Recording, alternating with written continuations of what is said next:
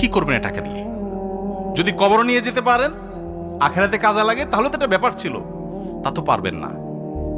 আপনি বলবেন না পারলে কি হয়েছে, ছেলে মেয়ে খাবে, ছেলে মেয়ে ভোগ করবে নিশ্চিত। বহু মানুষ সম্পদ রেখে চলে গেছে, তার ছেলেমেয়েরা ভোগ করতে পারে নাই, হাতে বুতে অন্য মানুষ খেয়ে ফেলছে, আছে না নাই? সবচেয়ে বড় হতভাগাকে জানেন?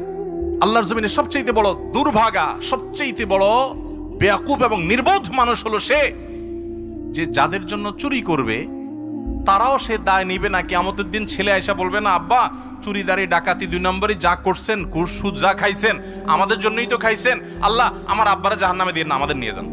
বলবে না ভাই, কোরআন বলেছে ইয়াউমা ইয়াফিরুল মারউ মিন আখিহি ওয়া উম্মিহি ওয়া আবিহি ওয়া সাহিবাতিহি ওয়া বানি।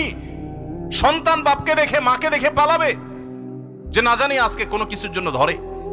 সবাই ইয়া নাফসি করবে। যাদের জন্য চুরি করবেন ওরাও দায় নিবে না, আপনার মতো